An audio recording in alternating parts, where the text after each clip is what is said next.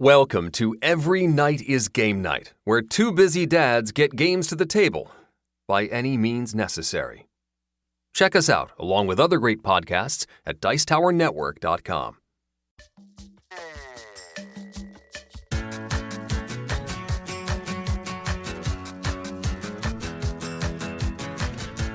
Every Night is Game Night, episode 142, Origins look back to 2018 and preview for 2019.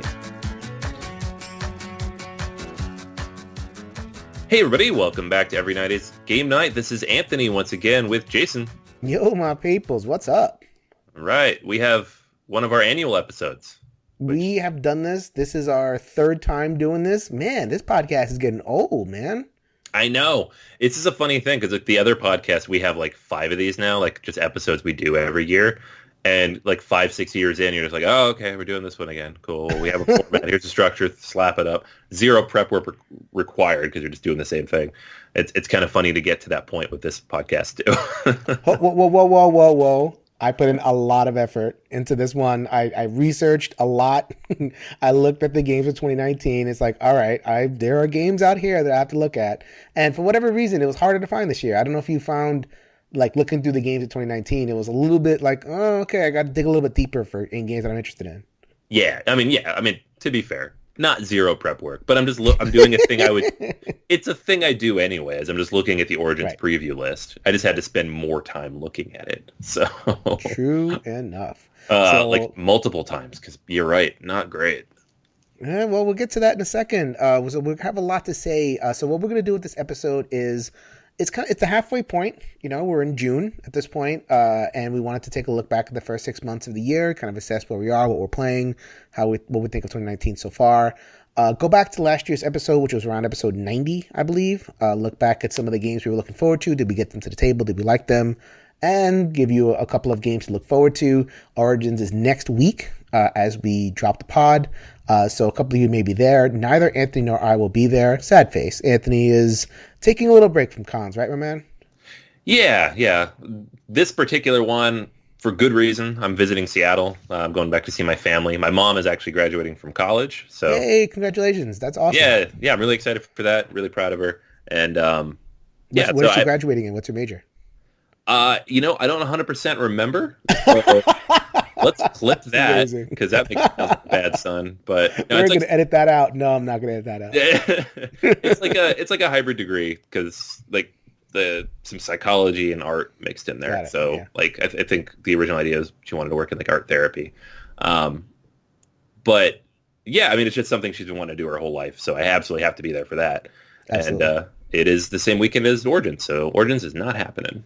And I'm going to be moving over the next month. I have half of my life is in boxes right now. And so I'm putting a bunch of episodes in the can. So we're not going to be at Origins. We actually will not be at a lot of cons. But we're going to continue to pay attention to what's coming out with con season and definitely, give you reviews and give you coverage of everything that's coming. So, but before we get to all of that, you know how we roll here on Every Night is Game Night.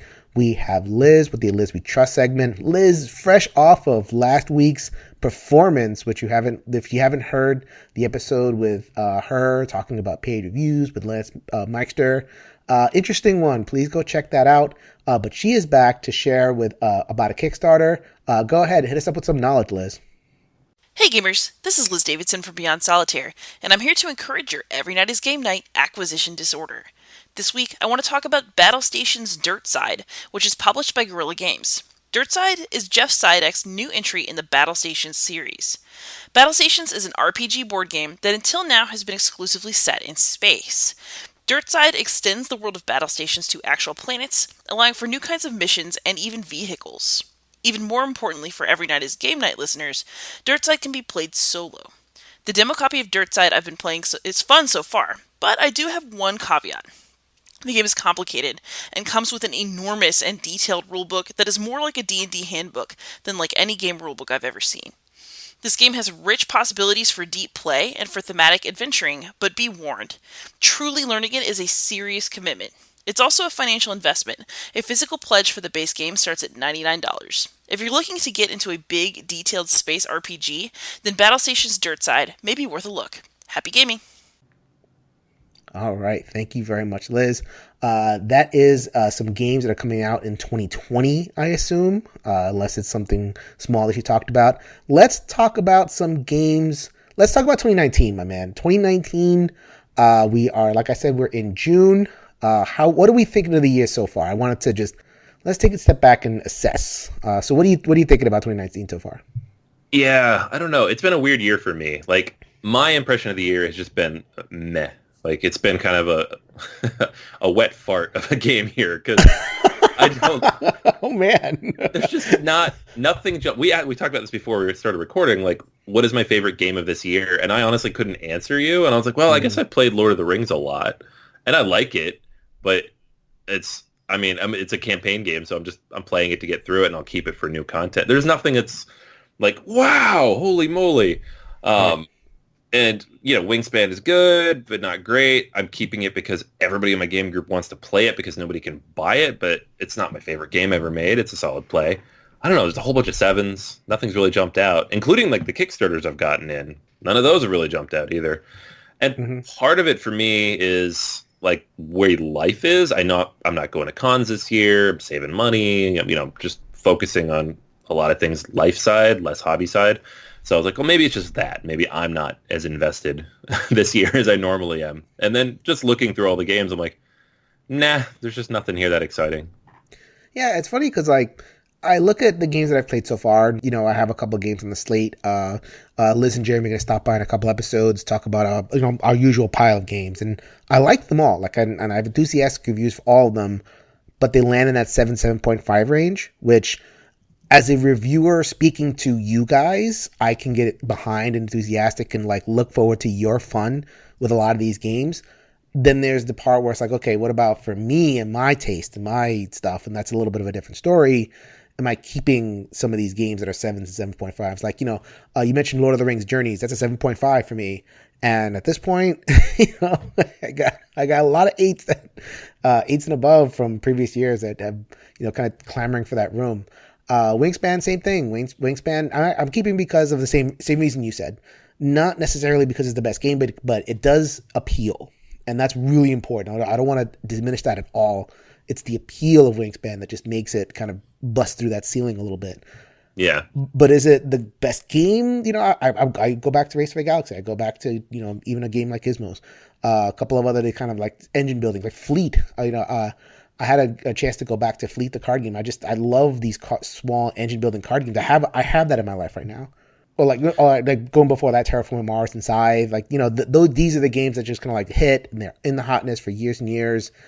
Not getting that so far. And, it maybe just because we shouldn't assess after a half year, but looking at the preview list, we may not be getting that game.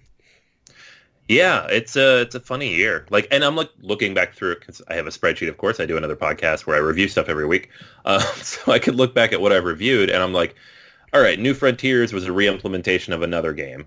Blackout Hong Kong uses mechanics from another game.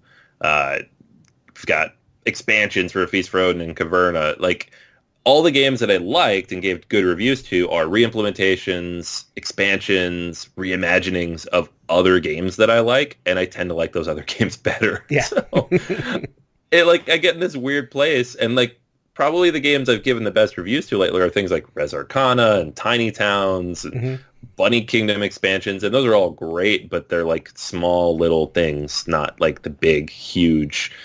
There's no innovation. I'm not seeing anything like exciting or new that's jumping out at me yet. Hopefully it's coming. We'll see. I don't know. Yeah. It is summer. Yeah, we still have a lot of hope. I mean, I don't want to give people the impression that we're, kind of Debbie Downers over here. Like, I think we're still in. We're not ready to close up shop yet. It's just a kind of more in a hopeful space. So, like, when you root for a sports team, you either like enjoying the heyday, or you're like, oh man, my team stinks, but I have hope. We have a high draft pick. I think we might be on that latter end of things for 2019, unfortunately. But, it is what it is. I know that space. I'm a Seattle Mariners fan. I've been there for many years. Wait for next year. Oh, no. Wait for next decade. I don't know. Oh, man. I guess also another thing I've noticed about 2019, and maybe you need to tell me if it's just me. I feel like we've had a lot of controversies Like, like not like big blowed up, the Hobbies in Trouble controversy, but like a lot of things that have gotten kind of discussed. So like you mentioned Wingspan, definitely the story of 2019 is Wingspan, but there was a negative edge to it. There's only 10,000 copies. There's a huge demand, and Stonemaier kind of not misread the market, but they just had no way to predict, and I heard Jamie Stegmaier, either heard him or read him, that like he has 30,000 copies of Between Two Castles of Badly King Ludwig just kind of sitting there, and a 10,000 copy run of Wingspan. So he just that's how he read the market, completely wrong, as it turns out. But there was a lot of negativity. It's like, okay, you're making it happen in order to, generate scarcity and generate buzz and blah, blah. It's like, oh man. And then we had the whole Scramble for Africa mess, which was, a game about colonialism in Africa, which got a lot of boo-ha-ha on Twitters. And there's always the issue of representation. There's always kind of like this a controversy here and there about like, okay, is this game representing something accurately, or someone make a comment? Like, so is it just me, or does it feel like there's a lot of kind of that chatter if you enter the kind of discussion spaces? Yeah, I don't know. I mean, I think there's always some controversy going on in any space about anything. But yeah. I think there's a couple parts to it. I mean, one, we're moving from hobby to industry. It's a hobby for a lot of us, but it's a legitimate industry now. It's hundreds of millions of dollars a year. We have large, hedge funds purchasing up all these companies and building conglomerates, and it creates a larger ecosystem. There's more gamers, there's more coverage, there's more discussion, there's actual like mainstream news coverage. Wingspan was in all the major papers. Right. Like, and when that starts to happen, people get more, I don't know, it's reactive response, whatever it is. It just brings something more out of people. Like, it's not just your own space anymore. Other people are invading that space. You get defensive of it or aggressive and trying to protect it. And I think some of these things blow up more than they might have otherwise. Plus, there's just more people. Anytime you have more people, that same 4% troll ratio of people who are going to be grouchy about a thing, there's just more of them now. So I think it's a lot of that. And yeah, some of it's just going to be the maturity of the hobby. I mean, look at any other hobby, video games or movies or comic books. You have a much larger group of people who create these kinds of, discussions that turn into arguments. Mm-hmm. We're just catching up. No, I mean, even like at UKGE that was just passed about a week or so ago, there was that report of a DM who's doing D&D session kind of put their players in a situation where their characters were getting raped. Did you hear about this? Ugh. No, God. Yeah. I would be horrified. The person got banned, and everybody had to apologize to and compensated and everything. So like they really stamped down on that. But the fact that like it was a thing and it was there, it's like, oh no, like and I don't know. I wish I had something like really. When I hear something like that and some of the other stuff, I guess I wish for that pure positivity. Yeah. Like, and years past, maybe I can point to something, and maybe it was because I was a kind of quote unquote younger gamer, kind of getting excited about stuff. Like I would love for either a game or a company or something to just come along and just like give you that blast of pure positivity again. Still waiting for it, Yeah, I don't know. Like it's more corporate, more everything, and more coverage too. Like it's good that we hear about these things. It wouldn't surprise me if those things had happened before and we just didn't hear about them. That's right? True. I guess that's true. That's not excusing it, of course. It's awful, and I'm glad that someone called it out and that it was discussed and it ended up on the internet so we could have conversations about it and say, don't do this. Yeah. in case you need that from us or anybody, don't do that. Yeah, right. Don't be that guy. But I don't know. I don't feel like it's bad, but I understand this almost like burgeoning cynicism that kind of comes with it, where you're just like, why does everything got to be a thing, Mm-hmm. And it's kind of happens to like every aspect, all my hobbies, everything that I, engage with online. There's a little bit of that these days. And yeah, like Star Wars. Kind of stink. Can you be like purely positive about Star Wars? Although, okay, actually, Avengers Endgame generated a lot of positivity. I don't see a lot of people really going like crazy about whatever. I think people came out of that whole franchise kind of really happy the way they wrap things up. Yes, yeah, and the people who tried to, they're clearly trying to drum up. And most people are like, shut up. So. All right, so we're going to remain hopeful here at ENGN. Hopefully, we're going to see something that just comes out of nowhere and just really excites us for the rest of the year. But before we get into the 2019 and at least what we have in terms of the convention preview, which thank you very much, BGG, for putting that convention preview together every single year. Let's talk about last year. So last year you had 3 games. Anthony, do you remember what 3 games you talked about last year? Yeah. I had Welcome to, which launched at Origins, actually.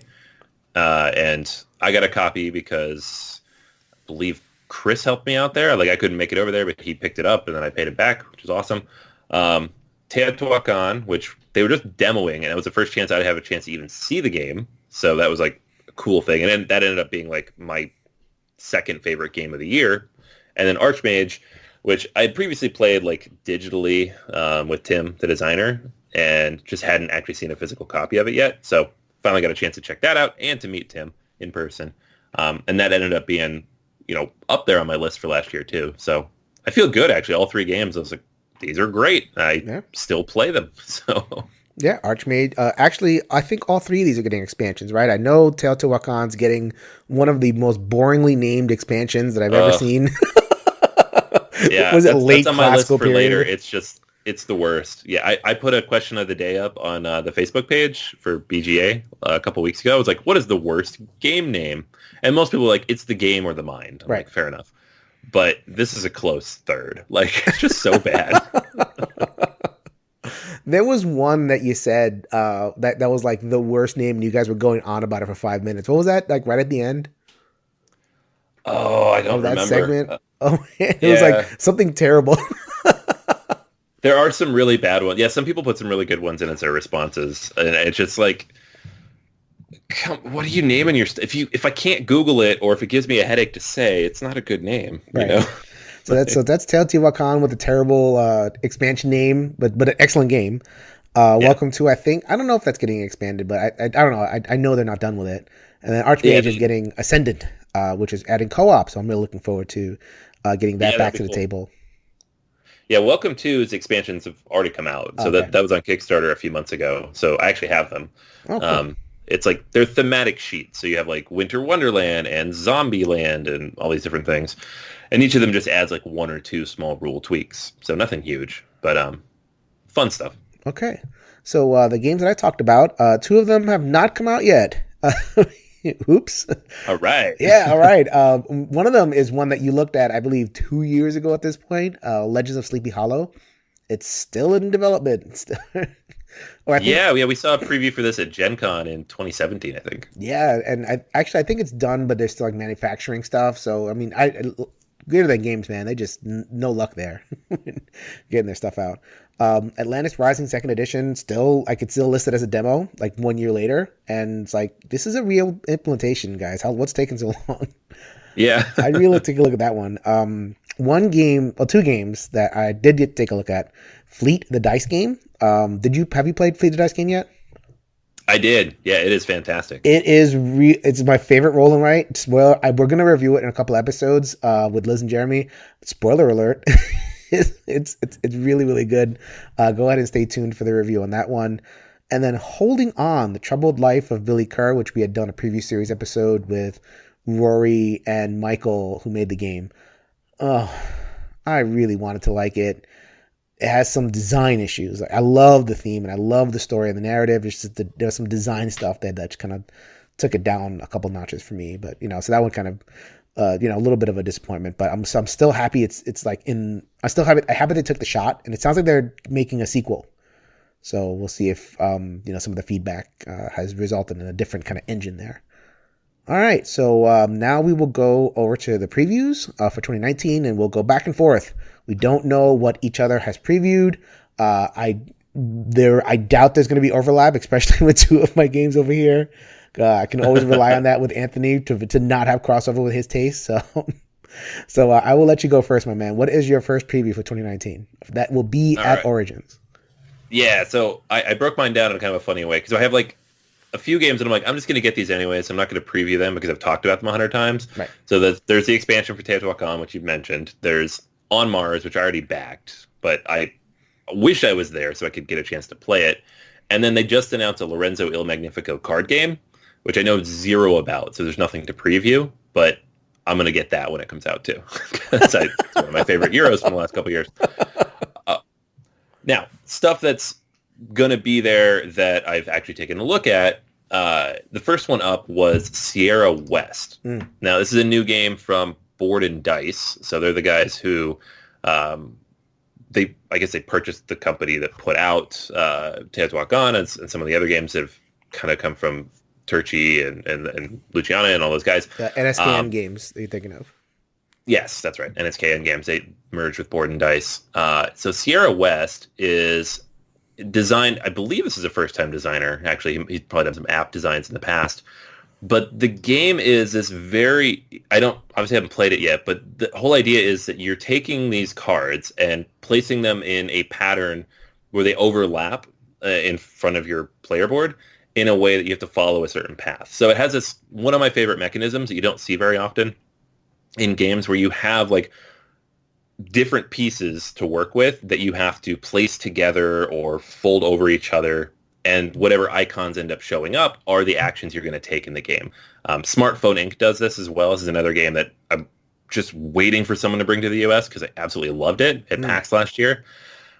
And it's just such a cool mechanic because everybody always ends up with the same stuff, and it starts to change over the course of the game. You can make decisions based on what you want to do, but anytime you choose a thing, something else gets dropped down. It also has this kind of mountain in the center of the board that changes over the course of the game. Like things get removed from it and uncovered, and you're doing all sorts of new stuff. Thematically here, you are pioneers heading out west, and so you are leading one of these expeditions and trying to A, keep everybody alive, and B, get them somewhere safe where they can build their homestead. I love these Western games. They do it right, where they're like bright blue sky, green grass, just beautiful, everything you can imagine. And then, of course, every now and then something comes out and kills somebody. So,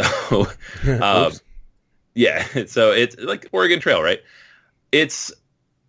Seems like a decently thematic Euro. It has a bit of programming mixed in, which I don't always dislike, but it does well here. And it supposedly only takes an hour to an hour and a half. Plus, there's a solo mode by David Turchi. So I'm all on board. I had not heard about it, actually, before looking at the preview. So this was like a pleasant surprise. And looking forward to getting a chance to play it, hopefully this summer. For whatever reasons, like Western games have zero appeal. I don't know what it is. It's always the same color schemes. It's always the same motifs.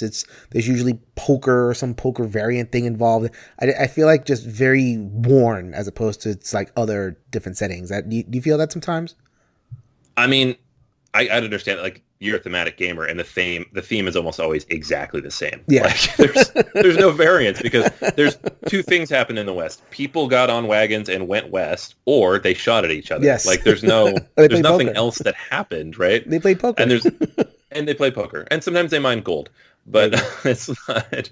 I mean, I grew up out west, so this was like a lot of like what I studied in school and stuff, Lewis and Clark and all that stuff. So it interests me a lot, but I don't know. There's something about this one in particular mechanically that looks really cool. Well, I like that whole that company. There's a drafting game called World Shapers.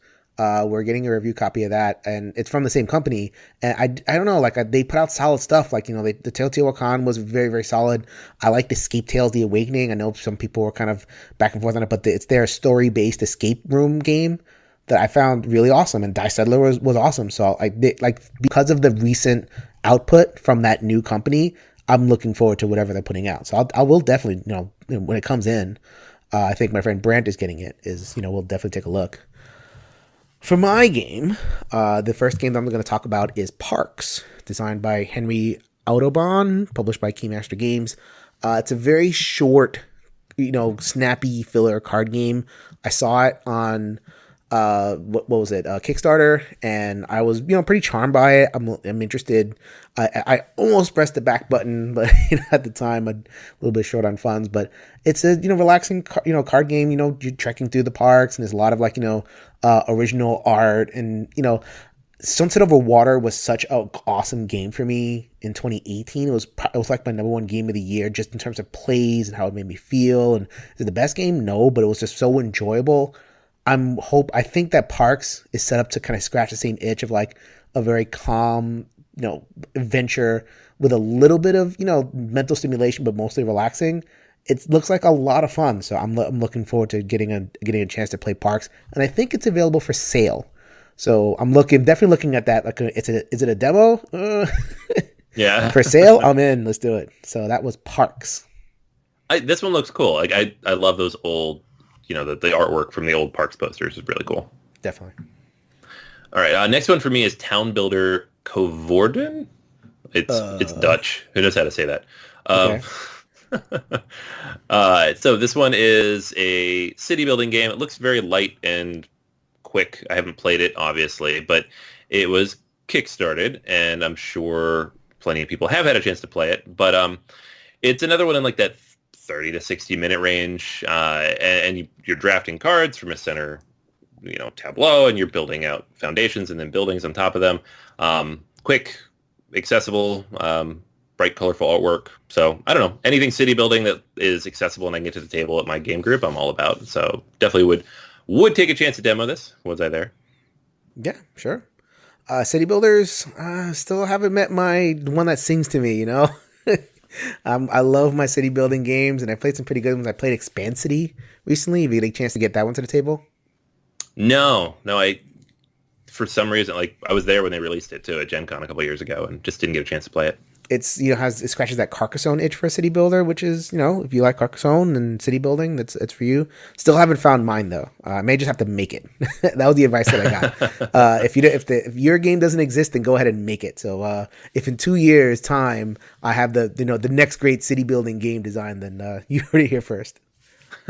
Okay, so normally with these previews, and this is the third year in a row that we've run them, and it's third year in a row that I've taken a big swing with a big honking adventure game, and so far come up empty. 2 years ago, I don't even remember. It was like Destiny, Aurora, something. Last year, Legend Sleepy Hollow, still have to see it and at the table. It might be good, but it's not here yet.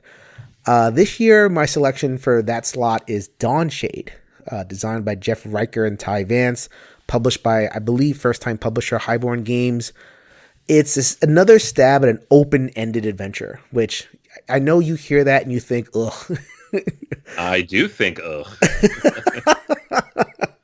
Sandbox. I don't think it's a sandbox, but yeah, and people put in open-ended as like a buzzword, but it may not be really that. But it sounds like they're going for a lot. It sounds like, you're leveling up. It has a lot of leveling up systems, so your character and your village, quote unquote, whatever that means. So I think of a game like Kingdom Death Monster where you can build your character and you can build the town, so to speak. And I was really into that. I did not like the combat in that game, but I did like the building. So if they can take another stab at that, maybe get that right. Speaking of a game that I wish existed, I'll give it a shot. I'm going to keep on trying that until I find the one that really sings for me. So that is Dawnshade. Oof, I don't know. That's okay.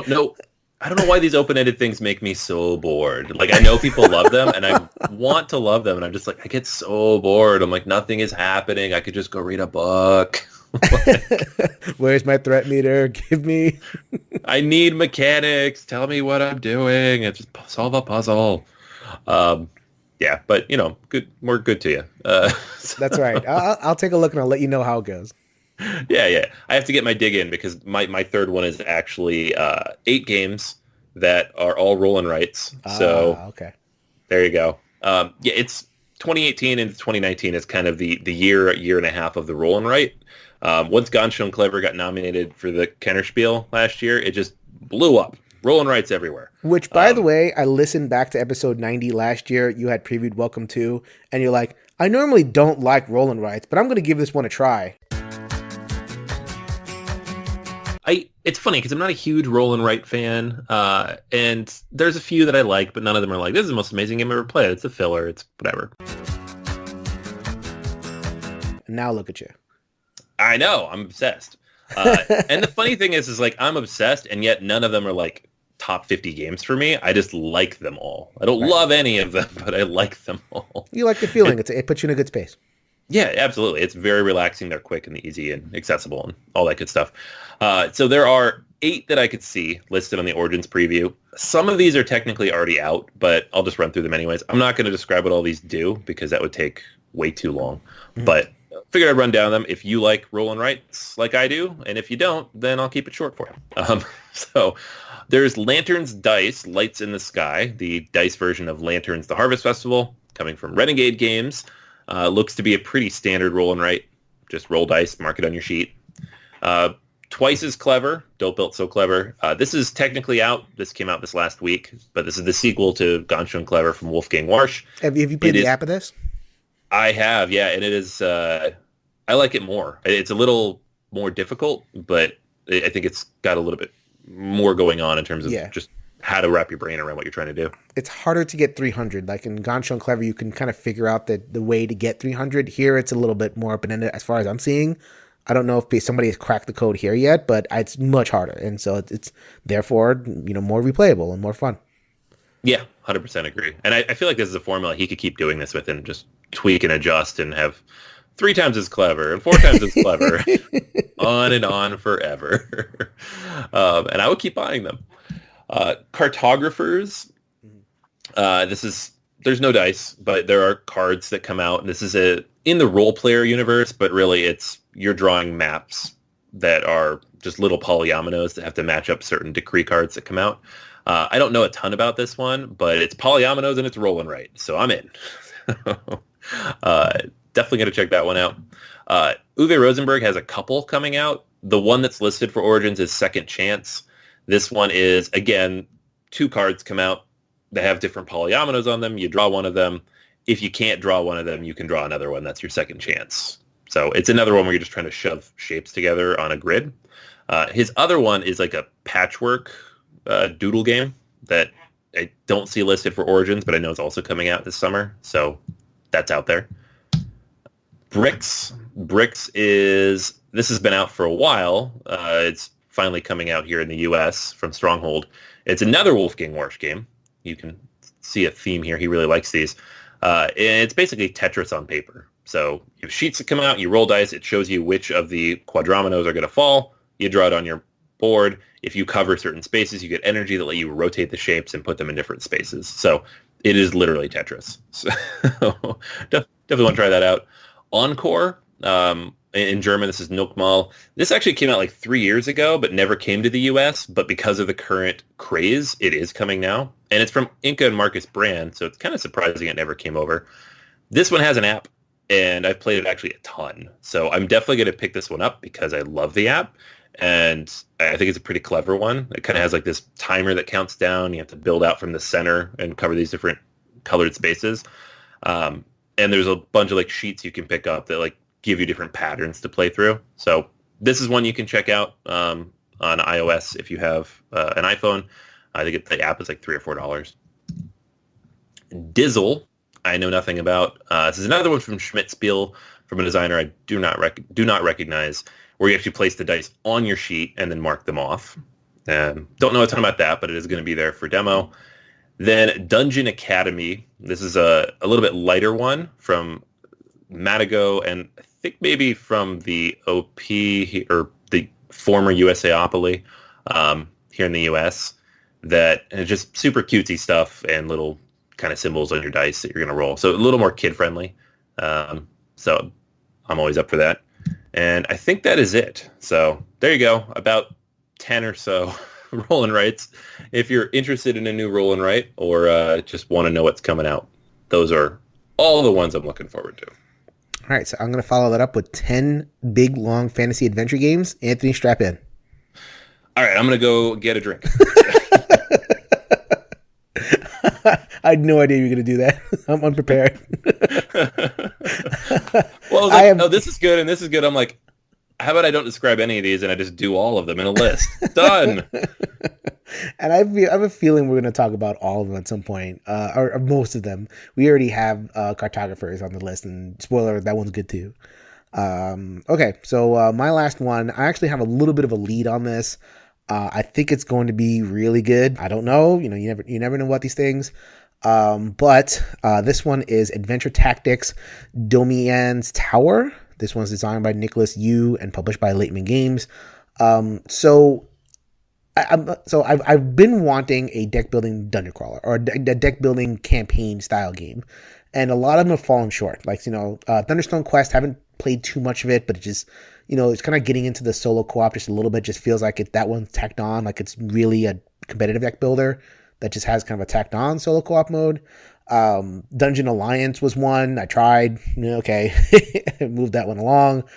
Dire Wild I liked a little bit better, but it still had a little bit of difficulty in terms of like the translation of the deck building to the actual map, experience.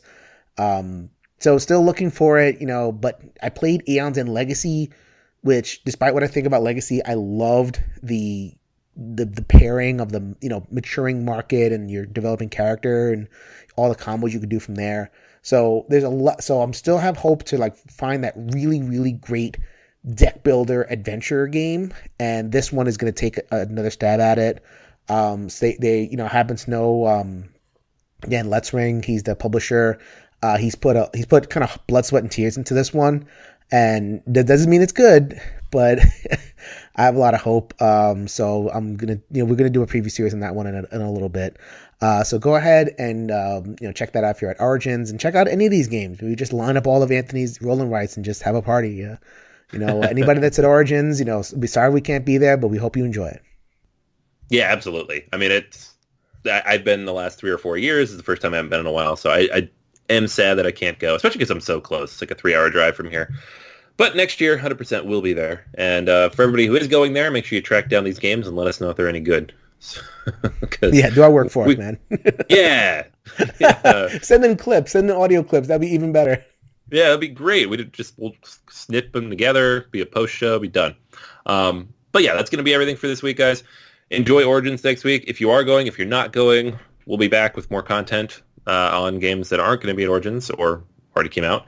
But for this week, it's going to go with me everything. Make sure you hit us up in all the regular places, everynightisgamenight.com, on Twitter at ENGN_podcast, on Facebook, the Every Night is Game Night group there. Lots of great stuff. Good conversations about last week's episode as well with Lance and Liz and whatever else you guys want to talk about. So until next time, go ahead and grab a solo game off the shelf. Let's make every night game night. Date everybody.